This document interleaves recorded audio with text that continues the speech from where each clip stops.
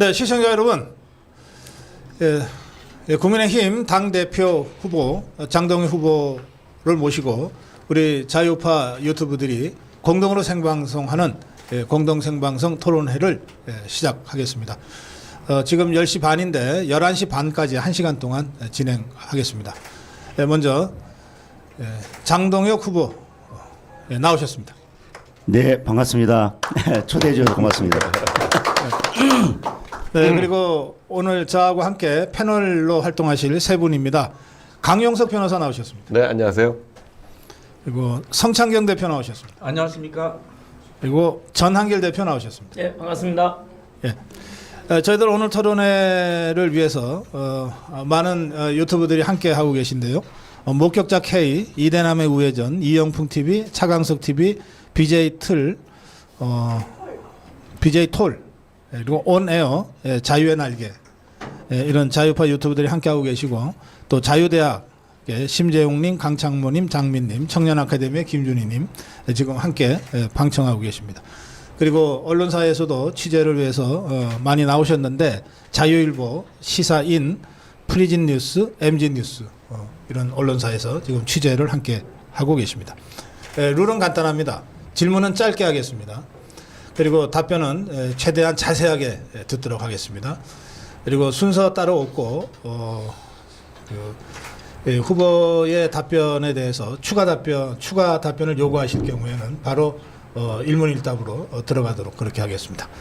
자, 먼저 국민의힘 당대표 후보 장동혁 후보의 인사 말씀, 출마의 변을 먼저 듣겠습니다.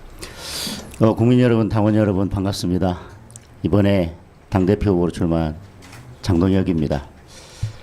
국민의힘이 지금 변하지 않으면 다음이 없을 그런 위기의 상황입니다.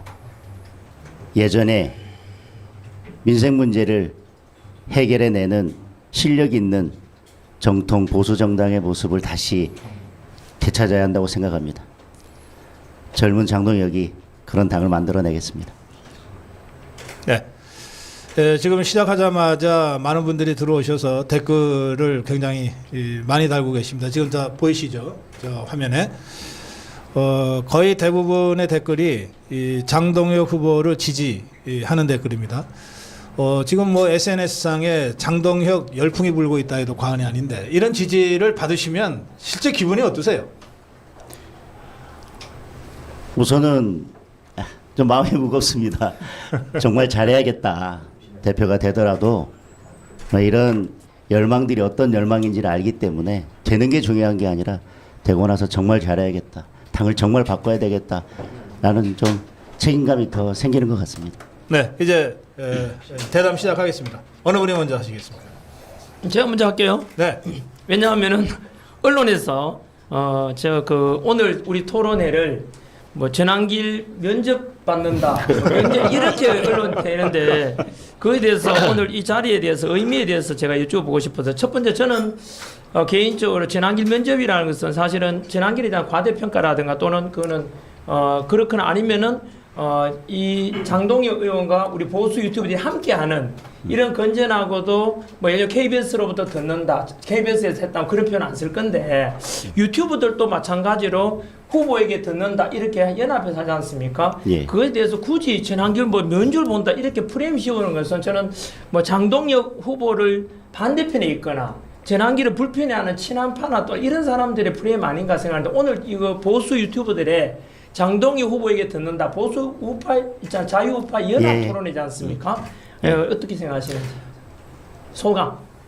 이 기사가 났을 때 기자들이 공격적으로 저한테 질문을 해서 유튜버 버전의 관훈 토론이라고 생각해 주면 좋겠다. 많은 당원들께서 당대표 후보들이 도대체 당을 어떻게 바꿀 건지 어떤 생각과 철학을 가지고 있는지 보수의 가치에 대해서 어떤 생각을 가지고 있는지 궁금해 하실 텐데 우리 유튜버 분들께서 후보를 초청해서 그런 생각과 의견을 듣는 자리이기 때문에 나는 굳이 안 나갈 이유가 있고 안 나갈 이유가 없고 오히려 감사하다. 나는 가서 질문에 성실하게 답하고 내가 어떤 당대표가 되겠는지 그리고 어떻게 당을 바꾸겠는지에 대해서 나는 내 있는 생각을 솔직하게 이야기하겠다라고 이야기했습니다. 네. 네, 그 이어서 제가 예. 두 번째 질문을 드리겠습니다. 네. 짧게 질문. 네.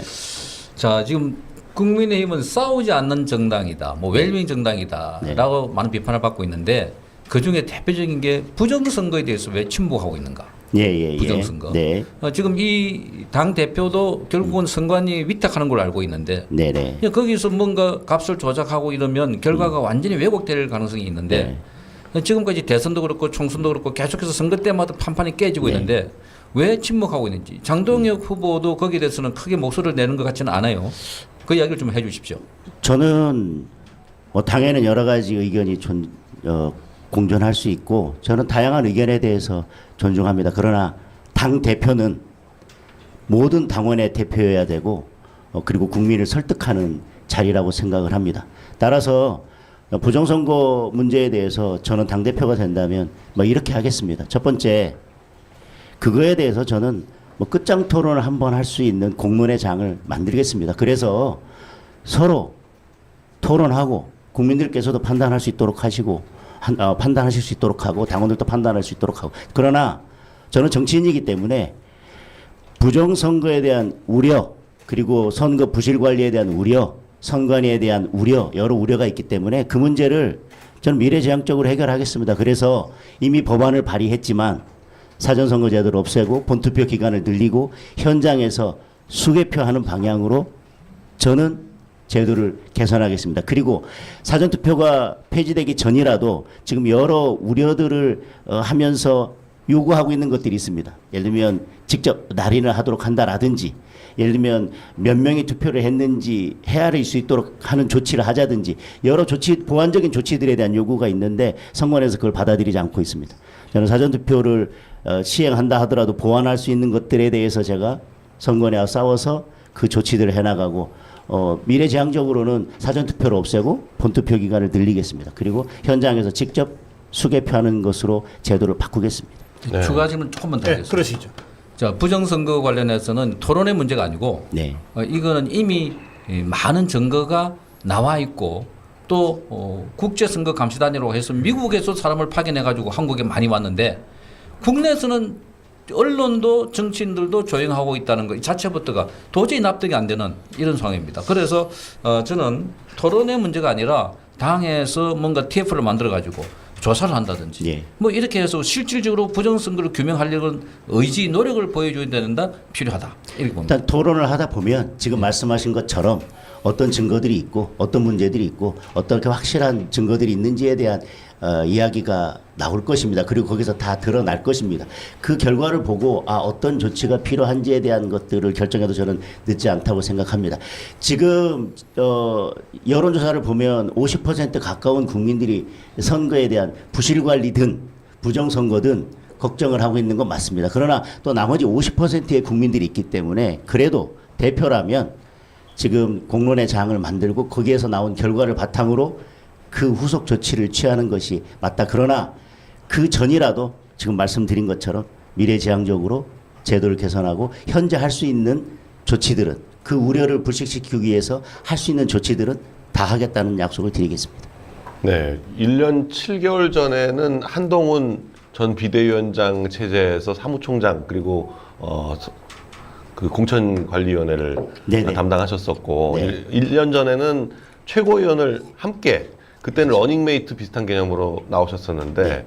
지금은 한동훈 전 대표에 대해서 어떻게 보고 계신지 그리고 그 당내 친한계 여기에 대한 그 지금 최근에 강력한 말씀들을 하고 계신데 여기에 대해서 어떻게 생각하시는지 좀 말씀해 주시죠. 한동훈 전 대표와 함께 정치적으로 같이 했었지만 지금은 정치적으로 갈라선 이유는 딱 하나입니다. 개헌과 탄핵 국면에서 저는 탄핵을 반대했고 그리고 우리가 108석을 가지고 있으면서도 우리 손으로 우리가 만든 대통령을 탄핵시킬 수는 없다. 그리고 저는 첫 번째 의총에서 계엄 이후에 첫 번째 의총에서 반드시 탄핵은 막겠다. 지도부의 일원으로서 최고위원으로서 이걸 막겠다. 만약에 막지 못한다면 최고위원직을 사퇴하겠다고 저는 분명히 밝혔습니다. 그리고 저는 윤석열 대통령을 지키기 위해서 그 옆에 있었고 그러나 탄핵을 찬성하면서 결국은 탄핵이 국회를 통과했고 탄핵소추안이 그래서 저는 제 정치적 약속을 지켰고 그리고 지도부에 이르러서 정치적 책임을 진 것뿐입니다. 그리고 나서 그 결과로서 다른 분들도 사퇴를 하면서 결국은 지도부가 해체된 것이고 저는 여기에 남아 있었을 뿐이고 탄핵을 찬성하면서 저쪽으로 가는 바람에 둘이 정치적으로 완전히 다른 노선을 걷게 된 거다라고 말씀드릴 수 있을 것 같습니다. 예, 그때 가장 먼저 최고위원 사퇴를 선언한 그렇습니다. 건가요? 네. 그리고 실제로도 최고 먼저 사퇴를 선언했습니다. 네. 예.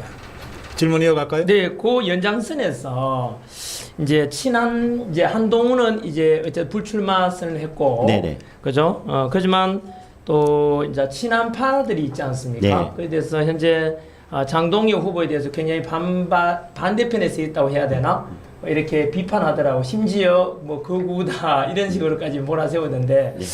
당내에 있는 친한파에 대해서 향후에 어떻게 할지 그리고 당 대표가 되고 난 뒤에는 어떻게 할지에 대해서 묻고 싶습니다. 뭐 저는 굳이 친한파라고 규정짓고 싶지 않습니다. 출마 선언에서 밝혔지만 싸우지 않고 민주당과 이재명 정부를 향해서 총구를 향하고 단일 대우로 싸우지 않는 분들에 대해서는 저는 우리 당에서 함께 갈 이유는 없다고 생각합니다. 그리고 그런 부분들에 대해서 우리가 그동안 단호하게 조치를 하지 않았기 때문에 당이 계속 분열하면서 이렇게 탄핵 국면이나 중요한 국면에서 당의 10%도 안 되는 의원들의 결정으로 당의 운명이 결정되고 정권의 운명이 결정되는 그런 상황까지 맞이하지 않았습니까? 저는 뭐 무슨 파다를 가리지 않고 이제 단일 대우를 형성해서 함께 가지 않는 분들에 대해서는 저는 강력한 조치가 필요하다고 생각하고요. 뭐 저를 극우라고 말씀하시는 분들은 저는 이렇게 말씀드릴게요. 제가 만약에 당대표가 된다면 당원의 50% 이상이 저를 지지하는 겁니다. 그러면 그분들은 극우 정당에 남지 마시고 당을 떠나시면 됩니다. 네. 그 핵심 이슈 중에 하나가 국민의힘은 지금 비상계엄과 탄핵 네. 이러는데 자, 장동혁 후보도 윤석열 대통령의 비상계엄은 반대하고 계엄 해제 표결에 참여했습니다. 예. 네. 그러니까 그러면서 탄핵은 반대한다. 네. 그 사실 이게 두 개가 모순되는 것 같아요. 비상계엄을 반대하면서 탄핵을 또 반대한다. 그 대통령이 왜 비상계엄을 했겠는가? 참 이걸 생각해 보면 본인도 말씀하시는데 그러니까 민주당의 폭주에 대해서 비상계엄은 대통령이 헌법상에 보유되어 있는 고유 권한인데 이걸 고유 권한을 썼다고 해서 내란을 몰아가지고 지금 감옥에 집어넣어놓고 혹독하게 지금 가해를 하고 있는 이런 상황인데 자기 당에서 배출한 대통령이 감옥에 가 있는데도 되돌아보지도 않는다, 관심 표명도 없다, 입장 성명도 없다. 이건 제대로 된 정당인가? 벌써 박근혜에 이어서 두 번째인데 어떻게 보십니까? 저는 계엄이 곧 내란이다. 그리고 계엄이 잘못됐으면 반드시 탄핵으로 가야 된다고 하는 것에 저는 지금도 동의하지 않습니다. 탄핵에 대해서 국회에 일단 3분의 2 이상의 찬성으로 탄핵 소추안이 가결돼야만 헌법재판소로 가도록 한 것은 탄핵이라는 건 단순히 법적인 문제가 아니라 거기에 정치적 결단까지도 포함되어 있는 것입니다. 따라서 계엄이 설령 잘못됐다 하더라도 그것을 해결할 수 있는 다른 방법들이 있었고 그리고 대통령도 분명히 임기 단축 개헌을 포함해서 거치 문제나 이 계엄 이후의 상황을 어떻게 해결할지에 대해서 당에 일임을 했지만 당이 그걸 제대로 풀어내지 못하고 결국은 스스로 탄핵의 문을 열어줬기 때문에 그 상황까지 왔다고 생각합니다. 그리고 통치 행위로서의 계엄이 설령 수단과 방법에 있어서 균형이 맞지 않는다고 하더라도 그 자체가 곧바로 내란으로 가야 된다고 하는 것에 대해서는 저는 여전히 동의할 수 없습니다. 그 부분은 앞으로 법원의 사법적 판단이 있을 것입니다. 그리고 대통령에 대해서 절연이다 이런 말씀들을 하시는데 이미 우리가 대선 과정에서 사실상 출당 조치처럼 탈당하지 않으셨습니까? 그리고 지금 그 어떤 대통령에 대해서 누가 무슨 말 한마디나 하고 누가 무슨 뭐가 있길래 더 절연하자는지 저는 잘 모르겠고 다만 제가 당대표가 된다면 적어도 지금 재판 진행되는 과정에 있어서의 재판이 잘못되거나 절차가 잘못되거나 아니면 저는 대통령이기 때문에 더 우대를 받아야 된다거나 더 부당한 대우를 받아야 된다고 생각하지 않습니다. 모든 사람은 법 앞에 평등하다면 그러면 재판 절차가 공정해야 되고 인권 문제에 대해서도 동등한 대우를 받아야 된다고 생각합니다. 만약 그런 문제에 있어서 불법이 있거나 절차가 잘못되거나 공정하지 않다면 저는 당 대표로서 그거에 대해서는 분명한 목소리를 내야 된다고 생각합니다. 그건 절연의 문제가 아닙니다. 예. 네, 오늘 아침에 이제 관세 협상이 타결이 됐다고 하는데 네. 지금 일본이 5,500억 불인데 우리는 3,500억 불을 투자하는 걸로 네.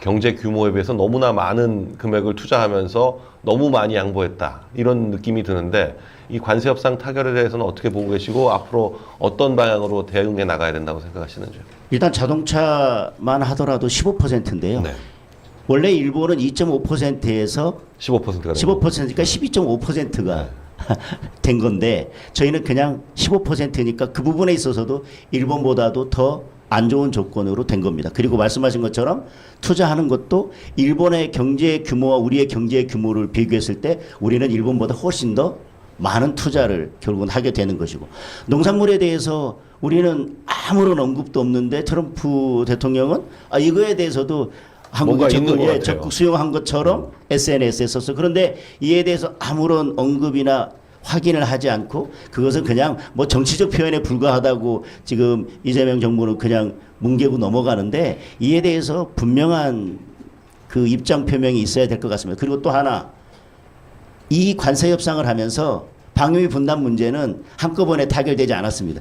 이것은 이것대로 됐고 결국은 방위비 분담 문제는 또 다시 협상 테이블에 앉아야 되는 또 하나의 지금 폭탄을 남겨놓은 것입니다. 이것을 원샷으로 타결하지 못하고 지금의 관세 협상도 일본이나 다른 나라에 비해서 훨씬 더 불리한 조건으로 협상이 타결됐는데 이제 방위비 분담이라는 또 하나의 폭탄을 여전히 남겨놓고 있다. 그래서 국민들은 여전히 불안할 수밖에 없다. 또 하나의 문제는 이렇게 중요한 관세 협상에 있어서 지금 계속 뭐 상법이다 노란봉투법이다 그렇게 뭐 그다음에 법인세 인상하겠다 이렇게 해서 기업의 목은 졸라놓고 결국 관세 협상할 때는 기업들이 가서 좀 어떻게 좀 해결 좀 하고 오라고 채찍질하고 등 떠밀고 그런데 중요한 것은 이 중요한 관세 협상 국면에서 대통령의 얼굴은 전혀 보이지 않습니다. 어디서 무엇을 하고 있는지 어떤 역할을 하고 있는지 이렇게 국익을 위해서 국민의 이익을 위해서 정말 이렇게 중요한 국면에 있어서는 대통령이 직접 나서서 이 문제를 해결하려고 하는 의지를 보여주고 실제로 행동에 옮겨야 되는 거 아닙니까?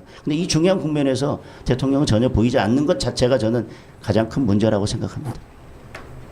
그 덧붙여서 관세 협상에 대해서 아마 오늘 언론 그렇게 나올 것 같아요. 벌써 막 쏟아지고 있는데 겉으로 보기에는 봐라 25% 관세 매기려고 하다가 15% 우리가 낮췄지 않냐 일본하고 동등해졌지 않냐라고 해서 왠지 관세 협상 잘한 것처럼 이렇게 언론 보도를 할 수 있겠지만 사실 그거는 아주 얄팍한 수단에 불과하고 실제로 뚜껑 열어보면 그냥 15% 비슷하다는 걸 그걸 내세우기 위해서 실제로 안고 보면은 까보면은 실리를 다 내퍼줬다. 다 추가하는 게 하나도 없다라고 평가할 수 있는 게 대표적인 사례가 조금 전에 말씀하신 대로 일본하고 자동차는 겉으로 보면 15%라고 되어 있지만 실제로 우리는 0에서 15% 올라간 거지 않습니까? 그래서 굉장히 불리해질 거라고 생각이 들고 진작에 저는 개인적으로 윤석열 정부 때라면 적어도 트럼프 또는 미국하고 신뢰 관계 있었다면은 훨씬 더 저렴한 관세로 협상 타결될 수 있지 않았겠나라는 아쉬움이 들고 두 번째 투자하기로 한 금액도 우리나라가 혼자서 3,500억 불이고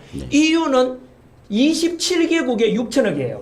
우리나라는 혼자서 3,500억 불을 돈 풀어줘야 되고 미국에다가 EU는 무려 27개국이 합쳐서 6천억이에요.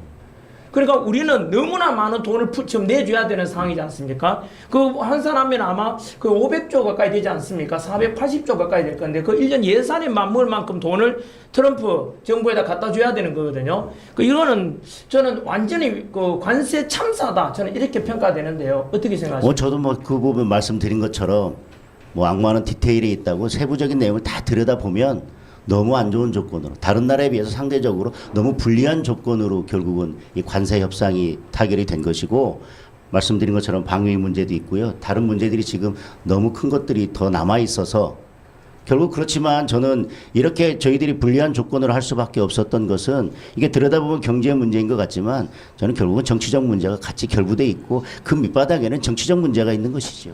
그래서 결국은 미국과의 신뢰관계를 제대로 회복하지 못하고 있고 우리 내각을 봐도 그렇고 지금 외교 정책을 봐도 그렇고 외교 정책의 방향을 봐도 그렇고 결국은 미국과의 신뢰관계를 제대로 회복하지 못하고 있기 때문에 결국은 관세 협상에서도 불리한 조건을 다 수용할 수밖에 없었다. 그렇게 생각합니다. 또 하나는 거기다가요. 그 오늘 아까 언론에 나오는 거는 봐라 15%로 잘 해결했지 않냐라고 하면서 덧붙여 나오는 게 2주 7월 이제 2주 내에 한미 정상회담이 있을 것이다라고 이렇게 홍보하더라고요. 저는 개인적으로 이미 대통령 그 당선된 지 6.3 대선이 50여일이 지났는데 결국은 계속 패싱 당했지 않습니까? 네. 대한민국 이재명에 대해서 아예 패싱 당했는데 그것에 대해서 어떻게 하면 이 정통성을 인정받을까 싶어가지고 정상회담 하나 그 끌어낸답시고 실제로는 쓸개 다 내주었다 저는 이렇게 평가하거든요. 어떻게 생각하십니까? 말씀드린 것처럼 15%가 잘된 협상도 아니거니와 2주 후에 테이블에 마주 앉자라고 하니까 지금 그걸 좋아할 일이 아니고 그렇죠. 지금 더 주머니를 들고 가야 될 것들이 너무나 지금 많이 남아 있습니다. 방위 분담 문제도 그렇고 그래서 2주 안에 그동안 패싱하다가 2주 안에 드디어 마주 앉겠다고 한 것이 중요한 게 아니라 그동안 패싱한 이유가 뭐겠습니까? 뭔가를 주머니를 들고 오라고 계속 패싱한 거잖아요. 그리고 이제 들고 올 준비가 됐으면 내가 만나주겠다고 하는 거를 지금 좋아할 일은 아니다. 우리한테 어떤 폭탄들이 지금 기다리고 있는지 우리는 전혀 예상할 수 없다고 생각해요. 예, 제가 좀 질문 드릴게요. 네. 윤석열 대통령에 대해서 어떻게 생각하세요? 너무 포괄적이어서.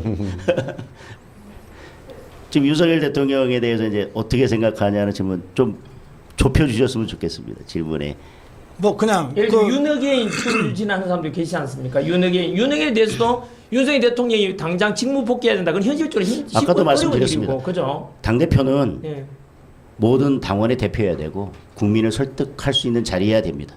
저는 윤핵인을 주장하시는 분들의 여러 주장 중에서 그리고 우리가 계엄 이후에 드러났던 여러 목소리를 그 종합해 보면 우리가 체제에 대한 이 위협이 있는 게 아닌가? 과연 우리가 자유민주주의 체제를 이렇게 제대로 지킬 수 있을까? 그리고 그 우려는 이재명 정부가 들어서서 더 커졌다고 생각합니다. 윤핵인을 주장하는 분들의 여러 주장들이 있겠지만 저는 그 중에서 지금 말씀드린 그리고 계엄 이후에 나타났던 광장의 여러 민심과 그리고 국민들의 목소리 체제가 위협받고 있고 자유민주주의 체제를 지켜야 된다. 그것이 윤석열 대통령이 윤석열 정부 내내 지키려고 했던 체제를 지키고 자유민주주의 체제를 굳건히 하려고 했던 정신이고 결국은 계엄 이후에도 그 부분에 대해서 목소리가 높아졌는데 우리는 대선 국면에서 그 목소리를 제대로 끌고 가지 못했고 그리고 그 세력들을 제대로 끌고 가지 못했기 때문에 대선에 패배한 측면도 있다고 생각합니다. 그래서 윤핵인이 주장하는 많은 주장 중에서 그 부분만큼은 제가 당대표가 되면 확고하게 끌고 가겠다. 그리고 그 기반 위에 보수정당의 가치를 제대로 세우겠다라는 말씀을 드리겠습니다. 네, 그럼 짧은 질문 하나 더 하겠습니다. 이재명에 대해서 어떻게 생각하세요? 이재명에 대해서는 뭐 사실은 그 평가할 가치가 없다고 생각하지만 저는 지금 이재명이 대통령이 되면서 이재명 대통령이 안고 있는 가장 큰 리스크는 재판, 사법 리스크, 범죄 이것이 아니라 결국은 반미, 친중, 친북으로 이어지는 이 외교 노선이 결국은 대한민국의 전체 리스크가 되고 이재명 개인의 리스크가 아니라 그것이 결국 대한민국 전체 리스크를 불러올 것이라고 저는 생각합니다. 네, 아까 한미 관세 이야기를 하셨지만 국민들의 관심은 거기보다 지금 윤석열 대통령에 가 있다고 봅니다.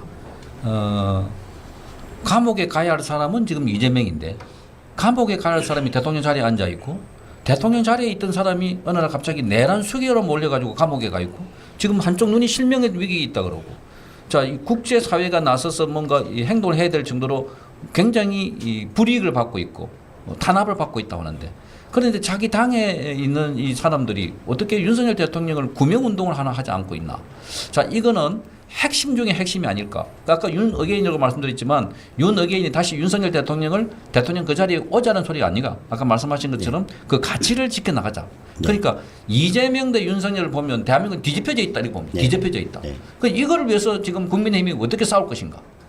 그러니까 그 소리가 아까 서로 다른 목소리를 하는데 다른 목소리 있다고 그걸 존중하다 보면 따라갈 수밖에 없는. 그래서 대표가 되시면 중심을 확 잡고 지금 우리가 배출한 대통령 우리가 지켜야 된다. 네네. 그렇게 나와야 되는 거 아닌가요? 아까 말씀드렸지만 뭐 수사나 재판 과정에서 부당한 게 있다면 저는 반드시 목소리를 내겠다고 했고요. 또 인권 문제에 대해서 문제가 있다면 반드시 목소리를 내겠다는 말씀을 드렸습니다. 그리고 뭐 제가 이미 이제 페이스북에서도 한번 밝힌 적이 있지만 지금 이 상황까지 오게 된 것은 저희들이 제대로 역할을 하지 못해서 민주당의 폭주를 막아내지 못해서 결국 계엄이 오게 된 그 원인이 있다고 말씀을 드렸고, 그리고 그 이후에 우리 스스로 탄핵의 문을 열고 너무 쉽게 탄핵의 문을 열어줬기 때문에 지금 이 상황이 왔다라고 하는 거에 대해서는 저는 뭐 일관된 제 생각입니다. 거기다 하나만 좀 더 붙여볼게요. 예를 들면은요, 현재 윤석열 대통령 구치소에 계시잖아요. 네. 근데 일반인 접견이 안 돼요. 네네. 제가 가려고 해도 안 되더라고요. 단 지금 한 가족과 변호사만 가능하잖아요. 네. 현재 우리 장 후보님은 판사 출신과 변호사 신분 맞죠? 네네. 그죠? 그러면은 혹시 윤석열 대통령에 대해서 네. 뭐 지금 뭐 당 전당대회 기간이든 네. 이후든 간에 면회를 혹시 갈 생각 있으신지? 지금은 저도 갈 수는 없습니다. 왜냐하면 변호사 자격은 가지고 있지만 제가 그 국회의원이라서 변호사로서 등록해서 활동하는 변호사가 아니기 때문에 저도 지금 사실 면회가 안 돼요? 막혀 있습니다. 면회가 막혀 있고 뭐 저는 당대표가 된다면 당의 대표로서 적절한 시점에 면회가 허용된다면 저는 면회를 가겠습니다. 예. 네. 그 결국 이제 당 대표가 되신다면 네. 그 가장 중요한 건 내년 지방선거가 될 텐데 네. 지방선거 패배하면 뭐 대표 임기라는 건 아무 의미가 없어지는 맞습니다. 거고. 맞습니다. 네, 결국 이제 내년 지방선거에서 이 지금 밖에 나와 있는 정당들이 꽤 있지 않습니까? 뭐 자유통일당이라든지 네. 황교안 대표의 자유와 혁신이라든지 네. 뭐 조원진 대표의 우리공화당이라든지 이런 그 민주당은 그런 군소 정당들을 어떻게든지 끌어안고 같이 가려고 해서 뭐 5대 정당 뭐 이런 식으로 해가지고 같이 가는데 왜 국힘은 그 당들과 함께 하려고 생각하는 게 아니라 어떻게 하면 배제하려고 하는지 어떻게 앞으로 그런 정당들과의 관계는 어떻게 생각하고 계신지. 저는 그게 보수정당 국민의힘의 문제라고 생각합니다. 굳이 합당을 하지 않더라도 그런 다양한 목소리들을 존중하고 각자의 자리에서 각자의 역할을 하고, 그러나 선거 국면에서는 보수정당의 승리를 위해서 함께 힘을 모아갈 수 있는 방안을 찾아가는 것이 우리 앞으로 보수정당이 나아가야 될 방향이라고 생각합니다. 예. 정당의 목표는 정권 쟁취에 있습니다. 맞습니다. 당 대표는 이 정권 쟁취를 위해서 지휘를 하는 지휘자입니다. 네. 임기가 1년이든 2년이든 장동혁 후보가 당 대표가 되면 네. 정권 탈환을 위해서 어떤 전략을 구사해서 어떻게 당을 정비할 생각이십니까? 변화와 혁신의 이야기를 할 때는 결국은 늘 선거에 졌을 때 말씀하신 것처럼 정당이라고 하는 것은 선거에서 이어서 정권을 가져오고, 그리고 우리 정당이 나아가는 방향으로 국가도 만들고 국민의 삶을 보살피는 게 정당의 역할인데, 결국 선거에 지면 사실 정당의 존재의 의의는 없는 겁니다. 그래서 결국 내년 지방선거를 이기는 것이 1차적인 목표인데, 야당으로서 국민들한테 저는 신뢰를 얻고 국민들의 마음을 얻으려면 여당을 제대로 견제하고 제대로 싸우고, 그리고 여당이 하지 못하는 정책을 제대로 대안을 제시하면서 싸우는 것이 가장 첫 번째라고 생각을 합니다. 그래서 뭐 출마 선언할 때도 말씀드렸지만 싸우지 않는 사람은 배지를 떼야 된다. 그래서 단일 대우로 뭉쳐서 일단 제대로 싸우는 모습을 보여주는 것이 지방선거 승리를 가는 첫 번째 단추라고 생각을 합니다. 예, 제가 뭐 연장선상에서 조금 저는 이 네. 윤석열 대통령에 대한 그 뭐라 그럴까 국민의힘이 더 많은 신경을 쓰고 에너지를 모아야 된다고 생각합니다. 네네. 지금 윤석열 대통령이 감옥에 간 이유가 비상계엄을 했다는 거. 네. 비상계엄은 윤석열 대통령 비상계몽이라 할 정도로 네. 그게 국민들에게 알리려고 한 목적이었다. 네. 뭐 예산 탄핵 그리고 입법 폭주. 네. 그거 누가 막아야 됩니까? 국민의힘이 막아야 될 걸 못 막으니까 대통령이 긴급 조치로서 비상대권으로서 한 건데, 그런데 여기에 있는 비상대권의 비상계엄을 국민의힘은 너무나 겁을 내고 있는 것 같아요. 네. 내란제다 하니까 전부 엎드려 버리고 비상계엄이다 하니까 저보다 나는 관계없어요 이렇게 해버리는데 지금 비상계엄과 과거 1980년대 또는 서울에 보면서 우리가 영화를 봤던 거하고는 너무나 차이가 나는 네. 탱크가 나오고 장갑차가 나오고 실탄을 진짜 착용하는 그래서 지금 이번에는 보면은 생중계되는 가운데 윤석열 대통령이 국회에 280 몇 명, 선관위에 300명. 이 계엄도 아닙니다. 사실은 보면. 그래서 계몽이라는 이야기를 했고 그러는데 왜 비상계엄이라고 하면은 전부 다 쪼리가지고 나는 아닙니다. 저는 안 갔습니다. 이렇게 하니까 비겁한 정당이 된다. 그러니까 이거는 비상계엄에 대한 인식을 좀 달리하면 좋겠다. 아니 비상계엄이 헌법에 있기 때문에 계엄과가 있습니다. 계엄과 합참에는 계엄과라는 게 따로 있지 않습니까? 네. 그렇게 해서 대통령이 적법한 절차에 따라서 한 건데 그걸 마치 대통령이 해서는 안 된 일이라고 해가지고 전부 다 엎드려가지고 잘못했다고 하니까 민주당에서는 그 봐라 해가지고 비상 빗자만 집어넣고 계엄 개자만 집어넣으면 국민의힘은 우르르르 넘어지고 특검에 가가지고 그동안 입을 다물고 있는 사람들도 전부 다 불고 나와요. 네. 그 이걸 지금 당에서 우리는 비상계엄이 잘못된 게 아니라 옳은 부분이 있다라고 그 취지를 설명하고 싸울 생각은 없었습니까? 뭐 저는 그 부분에 대해서도 계속 명확하게 입장을 밝힌 것 같습니다. 뭐 앞서서도 말씀드렸지만 비상계엄 자체가 곧바로 내란도 아니고 비상계엄이 뭐 예를 들면 수단과 방법에 균형이 맞지 않는다고 해서 반드시 탄핵으로 가야 되는 것도 아니라고 생각하고 근데 국민의힘이 그렇게 민주당의 공격이나 프레임의 공격에 스스로 눕고 스스로 물러서고 스스로 움츠러드는 것은 꼭 계엄 이런 국면에서만 그런 건 아니라고 생각을 합니다. 벌써 당장 뭐 극우라고 이야기하고 그러면 나를 극우로 몰면 내가 저 사람하고 좀 멀리해야 되나? 난 저런 이야기는 내가 절대 언급을 하면 안 되나? 우리 다 벌써 스스로 다 도망가고 있지 않습니까? 우리 국민의힘은 누군가 프레임을 하나 만들어서 던지면 우리 스스로 먼저 눕기 바쁘고 물러나기 바쁘고 그것을 정면으로 맞서서 목소리를 내고 싸우려고 하는 생각을 하지 않습니다. 제가 당대표가 되면 그 어떤 프레임이든 그 어떤 도구마든 그런 것들을 깨나가면서 정면 돌파해서 싸우겠습니다. 그래서 제가 지금 전당대회 국면에서도 다소 불편하고 공격이 오고 비판이 온다 할지라도 어떤 이슈든 어떤 주제에 대해서든 피하지 않고 지금 정면 돌파해서 하나씩 설득하고 싸워 나가고 있습니다. 이 모습 그대로 당대표가 되면 오히려 이보다 더 훨씬 선명하고 자신 있는 모습으로 그런 프레임들에 맞서서 싸우도록 하겠습니다. 네, 그러면 극우라는 말씀이 나온 김에 좀 여쭙고 싶은데요.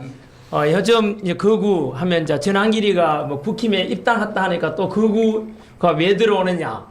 또 뭐 그 원래 극우에 대해서는 그 제가 아는 극우라는 것은 극단적으로 폭력성까지 동반하는 히틀러가 예를 들면 뭐 히틀러 나치당 만들어서 유대인들 600만 명 학살하는 그런 게 극우 아니겠습니까? 그리고 일제 군국주의 때 보면은 조선인들 학살하고 난징 때 학살하고 이런 게 또 대표적인 극우고 미국의 백인 우월주의에서 KKK 만들어서 흑인에 대해서 차별하는 이런 폭력성과 극단성을 이제 대표하는데 전환길은 지금까지 한 번도 폭력을 조장하거나 그런 적이 없거든. 언제나 화합과 통합과 그리고 보수주의 가치, 한미동맹에 근거한 자유민주주의, 자유시장 경제를 외쳤고 법치, 공정, 상식을 부르셨는데 전에는 좌파 언론이 이제 전환길 극우라고 이렇게 프레임 씌우더라고요. 또 우리 유튜버들도 마찬가지 보수 유튜버들을 극우라고 프레임 씌우더니 그 나아가서 민주당이 극우라고 이제는 국힘 안에서도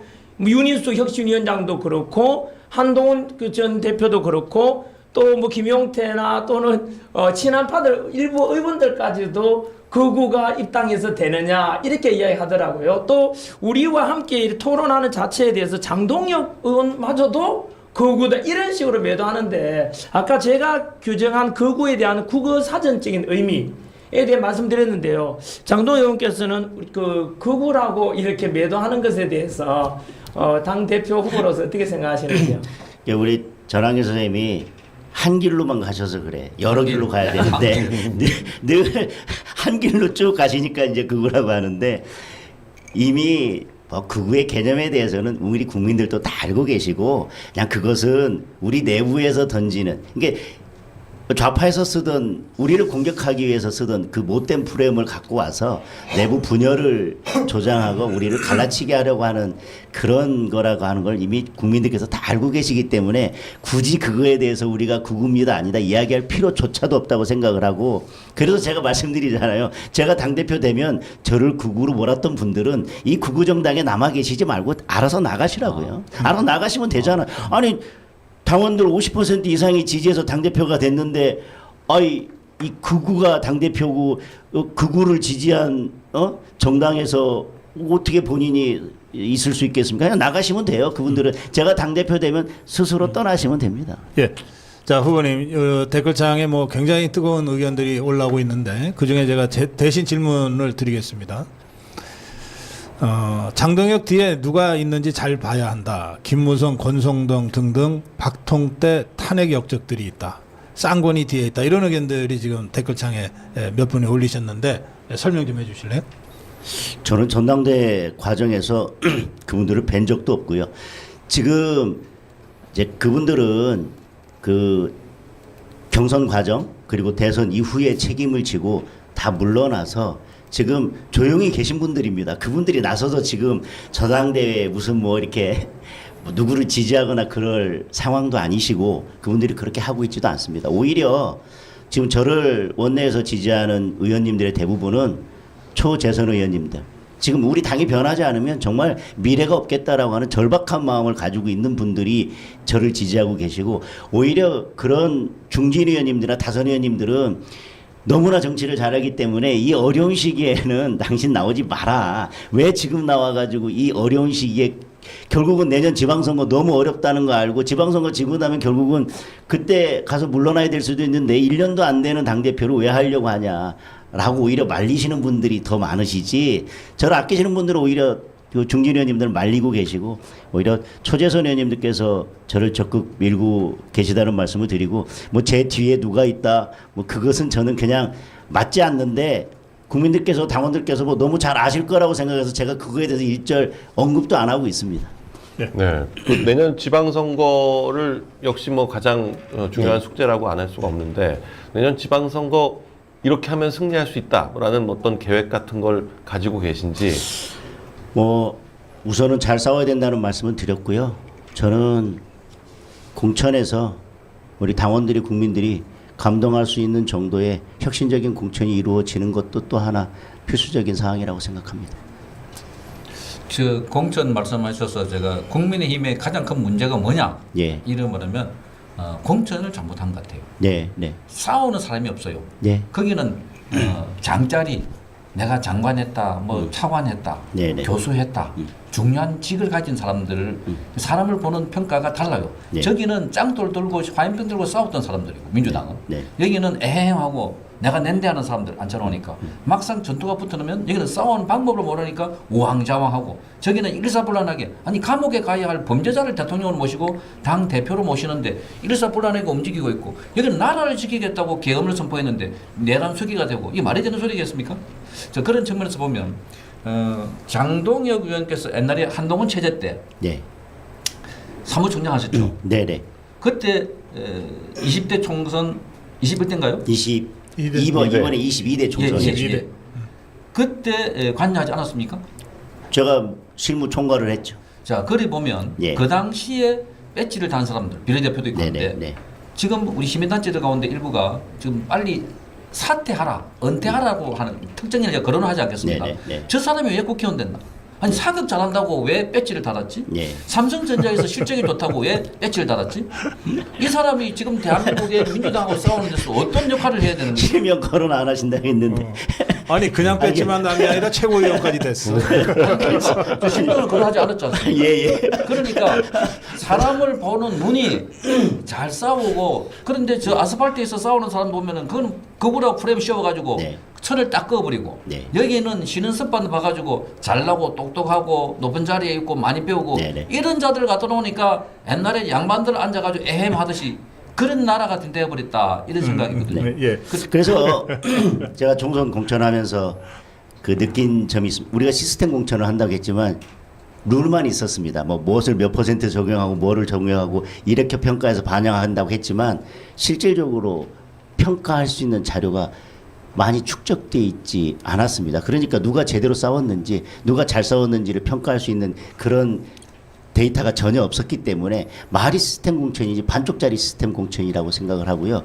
그래서 제가 싸우지 않는 사람 배지 떼라 라고 하면서 말씀드린 게 제대로 싸우는 사람들을 평가할 수 있는 다양한 기준을 만들어서 그것을 공천에 제대로 반영하겠다는 약속을 드렸고, 근데 문제는 잘 싸우는 사람을 공천하려면 미리 특히 젊은 인재를 발굴해서 계속해서 뭐 예를 들면 당직을 주거나 아니면 교육을 시키거나 우리 보수의 가치에 대해서 교육을 하거나 그래서 잘 싸울 수 있는 전사로 만들어 놓고 그분들이 경쟁해서 그리고 또 진입 장벽을 낮추어 놓고 현실 정치에 들어올 수 있는 그런 시스템을 만들어야 되는데 저희들은 그렇게 해서 키운 인재를 공천하는 게 아니라 선거 때마다 여기저기서 이렇게 불러다가 공천하니까 그분이 잘 싸울 건지도 잘 모르고 보수의 가치에 대해서도 특별히 공감하는 것도 없고 따라서 제대로 키워서 그리고 제대로 육성해서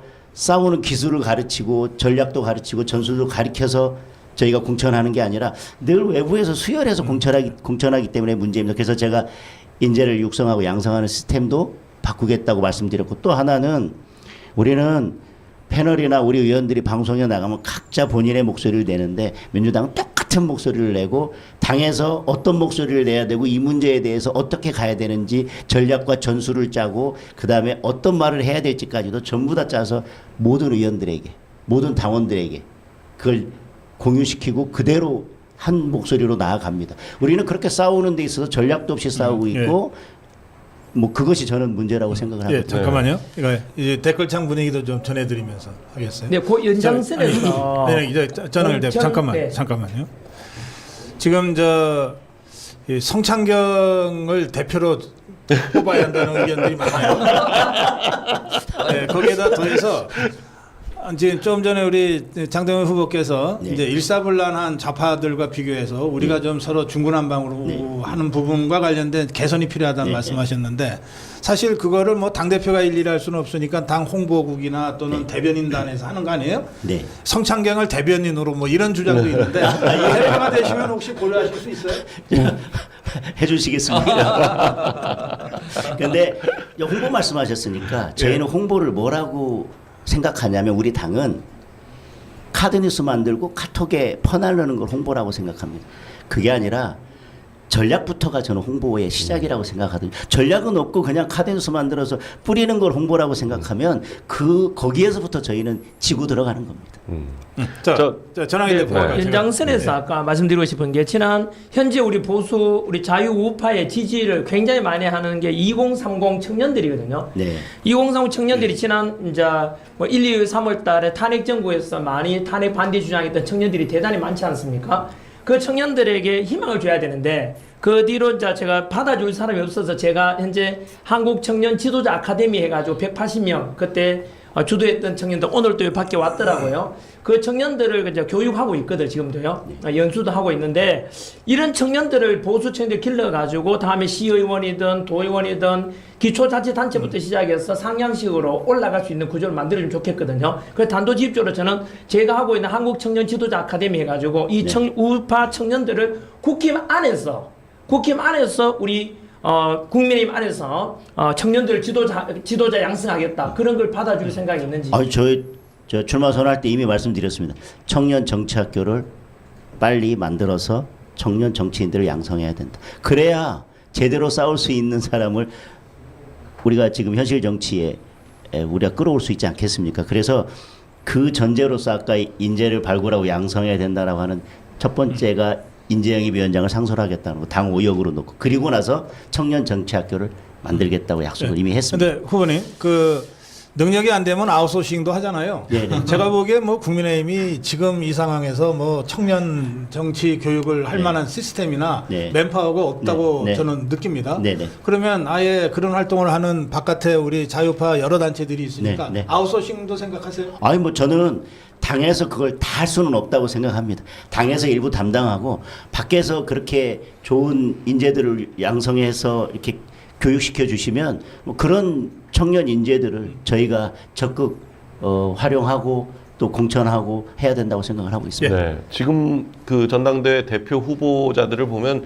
대충 이제 그 네 분으로 압축이 된 것 같은데 김문수, 안철수, 조경태 다른 후보들에 비해서 본인의 강점은 뭐고 그분의 약점들은 어떻게 된다. 뭐 이렇게 한번 좀 비교를 해주시면 어떨까요? 첫 번째 이제 네 분 뭐 이렇게 말씀하셨는데 어쨌든 김문수 후보나 저를 제외한다면 우리 당이 어려운 국면에서 늘 우리 당의 입장과 반대로 걸었던 분들입니다. 그렇지 않습니까? 당론 정하면 의총 끝나기도 전에 의총 장군 박차고 나가서 기자들 앞에서 저는 당론 찬성할 수 없습니다. 이렇게 말씀하시고 실제로도 그와 반대로 하는 투표했던 것을 상습적으로 하셨던 분들입니다.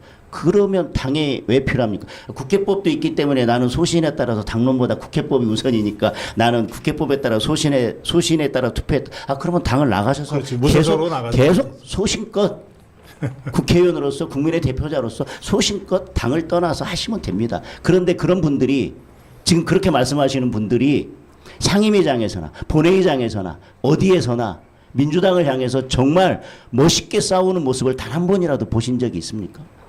저는 그런 분들은 저는 뭐 당대표에 나오셔서는 안 된다고 생각하면 나오셨으니까 괜찮습니다. 이제 그분들은 제가 뭐 그분들 제가 이기면 되니까요.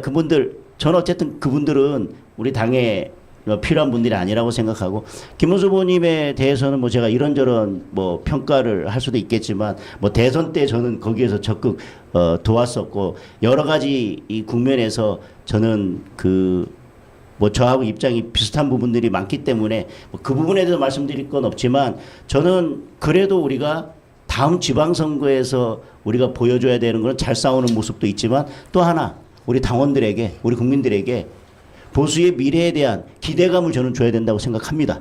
그래야지만 기대감이 있어야 우리 국민의힘을 지지하고 그래 이번 지방선거에서 좀 우리가 밀어주고 다음 총선에서 이길 수 있도록 한번 해봐라라고 하는데 저는 국민들에게 당원들에게 기대감을 줄 수 있다는 측면에서는 제가 그래도 김문수 후보님보다는 앞서 있다고 생각하고 그게 더 장점이라고 생각합니다. 네, 예, 이제 시간이 한 14분 남았기 때문에 슬슬 마무리해야 되는데 제가 이 댓글창 질문 하나 대신 드리고 그리고 마무리로 들어가겠습니다. 예, 장해찬 도태우 왜 잘랐는지 물어봐 주세요. 뭐 그 당시에 이제 공천관리위원회에서 뭐 두 후보에 대해서 여러 이제 비판들이 있고 언론에서 계속 공격이 있었기 때문에 뭐 그런 최종 결정을 했습니다. 근데 지나고 보면 아까 말씀드렸던 연장선상에서 우리는 뭐 언론의 공격이나 어떤 공격이 있으면 너무 쉽게 물러서고 스스로 눕고 그랬던 게 아닌가라는 생각이 들고요. 뭐 지금 지나고 나서 생각해 보면 그때 조금 더 정면 돌파를 하고 국민들을 설득하고 사실 민주당의 공천을 보면 뭐 말도 안 되는 공천을 하고서도 저렇게 끝까지 싸워서 좀 어쨌든 저희들이 이제 선거에서 패배했지 않습니까? 공천도 중요하지만 다소 우리 공천 과정에서 외부의 공격이 있다 하더라도 그 공천을 밀고 나가고 다만 공약이든 선거 전략이든 다른 걸 통해서 우리가 선거에서 이기려고 하는 노력들을 하고 정면 돌파를 했어야 되는데 아까 말씀드린 것처럼 우리는 외부의 공격에 너무 쉽게 좀 미리 물러서는 움츠러드는 뭐 그런 모습들이 있는데 뭐 저는 그 장면 중에 하나였다는 생각을 하고 있고 그렇게 뭐 되돌아보고 있습니다. 그러면 그 장해찬 도태우 공천 박탈은 잘못된 것이다라고 지금 생각하시는 건가요? 근데 뭐 이게 공천관리위원회에서 그 당시에는 나름대로 뭐 여러 이유가 있었기 때문에 여러 공천관리위원님들이 이제 결정을 한 것이고 뭐 그것의 잘잘못을 지금 평가한다기보다는 아까 말씀드린 것처럼 이제 뭐 언론이나 외부에서 공격한다고 해서 우리가 너무 쉽게 뭐 물러서고 스스로 뭐 움츠러들었다는 생각은 가지고 있습니다. 자, 이제 우리 세 분께 질문 한 질문씩 할 기회를 드리겠습니다. 그리고 나서 우리 장동혁 후보의 마무리 인사 말씀 듣겠습니다. 어느 분이 하시겠습니까? 네, 그럼 제가 하죠. 예. 김문수 후보는 일단 지금 싸워야 되는 대상이 이재명 폭주와 싸워야 되고 민주당과 싸워야 되니까 야당이든 국힘으로서는 일단 똘똘 뭉치자. 107석이 얼마나 소중하냐. 만약에 100석 밑으로 가게 되면은 친한파 세력들을 제거해서 나가라 해서 결국 100석 밑으로 가면은 민주당 200석을 넘어서 결국에는 아마도 진짜 민주당이 그다음 추진하고자 하는 게 현재 헌법을 개헌해서 이재명 총통 또는 장기 집권할 수 있는 기원을 할 것이다라고 이미 공공연히 이야기하고 있는 상태 아닙니까? 그런데 김문수 후보는 그들과 다 뭉쳐야 된다. 이준석이든 친한파든 다 뭉쳐서 107석 유지하자라고 주장하더라고요. 그런데 또 반대편에 선 사람들은 아니 어차피 그 친한파 세력들은 언제나 민주당 손잡고 윤석열 대통령 탄핵에 찬성했고 민주당 손잡고 그들은 윤석열 대통령에 대한 그 내란 특검에도 찬성했는 거 아니냐. 쉽게 말하면 친한파 세력들은 국힘이라 하지만 위장 보수고 위장 그래서 오히려 이들을 차라리 있어봐야 다음에 개헌 때도 민주당 손잡고 개헌에 찬성할 인간들 아닌가 해서 그냥 배제하자라는 주장도 있는데요. 어떤 쪽에 장 후보님께서 어떤 생각을 가지는지. 우리가 107명이 모여야 된다라고 하는 것은 107명이 하나로 뭉쳐서 한 목소리를 냈을 때 의미가 있는 겁니다. 숫자는 107명이지만 결국은 표결을 하거나 투표를 했을 때 결국은 107명이 하나로 가지 못한다면 숫자는 아무런 의미가 없습니다. 그렇죠. 우리가 108명을 갖고도 탄핵을 막지 못했습니다. 왜? 탄핵을 찬성한 우리 의원들이 있었기 때문에 막지 못한 것입니다. 저는 그냥 다 품자라고 하는 막연한 의미의 통합이 아니라 단일 대우가 중요한데 단일 대우에서 벗어나고 계속 당의 입장과 달리 간다면 그분들이 우리 당의 형식적인 숫자만 채워준다고 해서 무슨 힘이 되겠습니까? 오히려 우리의 전력만 계속 낮추는 일이 되니까요. 그래서 뭐 지금 당장 가자마자 뭐 싹 다 뭐 어떻게 하자라는 것보다는 단일 대우로 가되 단일 대우로 가지 못하는 분들에 대해서는 저는 과감한 조치가 있어야 되고 그것들을 제대로 하지 않았기 때문에 결국 탄핵 국면에서 그렇게 된 겁니다. 개헌? 그분들이 우리 당에 남아있다고 개헌에 대해서 한 목소리를 내주면 좋겠지만 그렇지 않다면 남아있는 게 무슨 의미가 있으며 결국 개헌은 최종적으로 우리 깨어있는 국민들께서 막아주는 역할을 하는 겁니다. 결국은 개헌은 마지막 국민투표까지 통과를 해야지만 개헌이 되는 겁니다. 마지막 보루는 국민입니다. 우리가 국민들 앞에 제대로 싸우고 제대로 하나로 가야 뭐가 맞고 국민들이 설득이 되는 거지. 이렇게 계속 분열을 하면서 107명이 숫자만 107명이지만 실제로 세보면 늘 100명도 안 되는 107명을 뭐 무슨 의미로 같이 간다고 하는지 저는 잘 모르겠습니다. 지금 개헌 저지선 뭐 얘기를 하셨는데 지금 정청래가 저쪽 당대표가 될 건 거의 확실시 되고 있는데 지금 공공연하게 국힘 해산을 외치고 있지 않습니까? 그 국힘 해산이라든지 뭐 결국 뭐 국민들을 믿겠다라는 말씀 같은데 이런 그 앞으로 닥쳐올 민주당의 공세, 파상 공세에 대해서 어떤 대응 방법을 생각하고 있는지 뭐가 있을까요? 뭐 민주당의 공세가 벌써 특검은 시작됐습니다. 저는 특검 시작되기 전부터 우리가 당의 변호사를 선임해서 이걸 체계적으로 대응을 해야 되고 뭐 우리 법률 자문해주는 뭐 이렇게 필요할 때만 잠깐 해주는 그런 분들이 아니라 그냥 여기에 전념해서 일할 수 있는 변호사들을 선임해서 우리가 체계적으로 대응해야 된다는 말씀을 드렸고 지금 막아내야 될 게 특검부터 그 특검을 가지고 결국 민주당은 내년 지방선거를 치르려고 할 거고 거기에서 어떻게든 무리한 결론을 만들어서 결국은 정당 해산까지 가려고 할 겁니다. 물론 저는 법적으로 그게 가능하지 않다고 보지만 어쨌든 민주당은 그렇게까지 가려고 하고 있기 때문에 저희들이 당 쇄신도 쇄신이지만 그런 바깥의 공격을 막아내는데 우리 당력을 총 집중하고 그런 조직들을 만들어서 대응해야 되는 것이 저는 지금 우리 당이 해야 될 가장 우선적인 과제 중에 하나라고 생각합니다. 네, 저는 이제 뭐 질문보다도 뭐 당부 비슷하게 그렇게 들리겠는데, 자 장동혁 후보님이 만약에 당 대표가 되면 아주 독해져야 된다. 저는 그렇게 봅니다. 지금 아까 말씀하신 것처럼 외부에서 공격, 언론의 공격, 그러면 누워버린다 그러는데 지금 잘 보십시오. 외부 공격이라는 게 대개 시민단체들이고 좌파단체들입니다. 언론이라는 게 민노총 산하에 있는 언론 노조가 장악하고 있는 조중동을 포함해서 지금 왜곡 조작하고 있는 언론이 너무나 많습니다. 그 보도를 보고 야 언론에서 저러니까 우리 조심해야 된다. 언론에 저러니까 이렇게 하지 말아야 된다 하는 거는 아니라고 보고 오히려 거기서 싫다 안 된다 하는 거는 아 이게 맞는 길이구나라는 생각할 정도로 가야 되고 이재명 보면 비명 행사라고 했을 때 마구잡이로 공천했잖아요.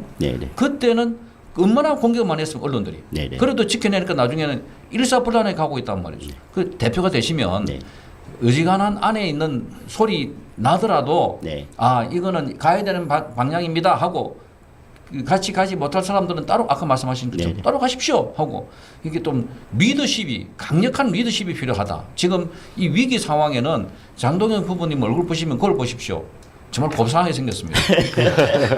그래서 이분 보고 누군가가 위기를 느끼가지고 야 이거 장동영이 당하겠다가 아니라 뭐 적당히 타협하면 될 거 아닌가 네. 그런 이미지를 줘서는 안 된다. 네. 아주 독하게 했어. 네. 그래서 당을 살려내기 위해서는 장동영 후보가 먼저 뭐라 그럴까 아주 와신 상담을 하고 네. 독한 마음을 가져야 되겠다 그런 생각을 갖고 있습니다.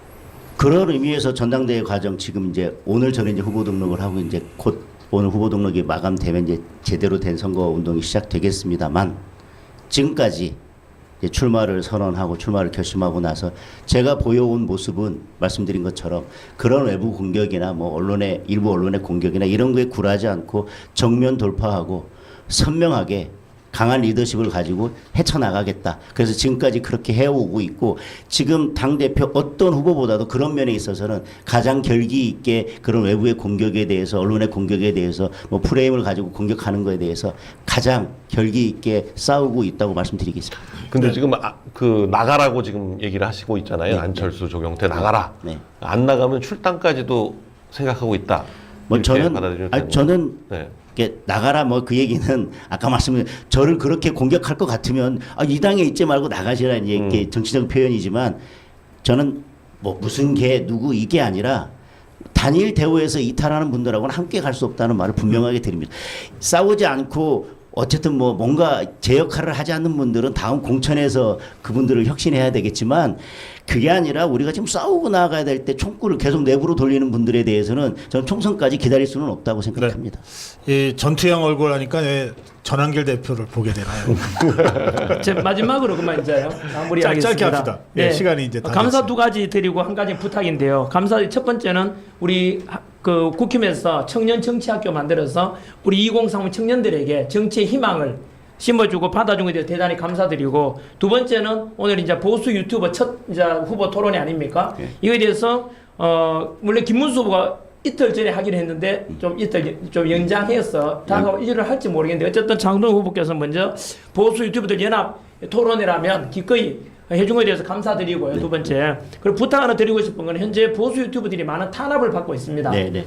아시다시피 좌파 유튜버들은 현재 아무리 심한 발언 하더라도 유튜버 상에서 제재나 이런 게 없거든요. 근데 보수 유튜버들은 현재 수익 정지, 폐쇄 이런 게 지금 연이어 닥치고 있거든요. 그러면 국힘 차원에서 당 차원에서 우리 보수 유튜버들에 대해서 법적 보호라든가 또는 법적 문제가 생겼을 때 공동 대응해 주거나 이런 생각이 있는지 그 부탁 좀 드리고 싶은데 어떻게 해요? 뭐 지금 마지막 부탁의 말씀은 네. 제가 공동 대응하겠다는 뭐 약속의 말씀을 드리고요. 네. 또 하나 뭐 오늘 출연한 거에 대해서는 그 캠프에서 뭐 지방 일정을 잡아야 된다 뭐 그래서 내가 이 유튜브 나가는 거를 언론에서 이렇게 비판 안 했으면 내가 양해를 구하고 내가 바꾸겠지만 언론에서 비판했기 때문에 내가 오늘 기어이 나가야겠다. 비판 안 했으면 내가 정말 양해를 구하고 정말 중요한 지방 일정이 있습니다라고 하겠지만 나는 그 지방 일정 못 하더라도 언론에서 비판했으니까 난 당당하게 오늘 기어이 나가야겠다. 그러고 나왔습니다. 네. 자, 우리 자유파 공동 생방송으로 국민의힘 당대표 후보 장동영 후보와의 대담을 진행했습니다. 패널로 좀 역할을 해주신 강용석 변호사, 성창경 대표, 전한길 대표 그리고 지금 함께 쭉 생방송하면서 함께 해주신 우리 자유파 유튜브들이 많습니다. 목격자 K, 이대남의 우회전, 이영풍 TV, 차강숙 TV, BJ 톨, 오네요, 자유의 날개. 그리고 취재하느라고 고생하신 자유일보 시사인, 프리즌 뉴스, MG 뉴스 그리고 함께하신 더 많은 분들한테 제가 감사 말씀을 먼저 드리고요. 이제 이 토론회 마무리하면서 장동혁 후보의 마무리 인사 말씀을 듣겠습니다.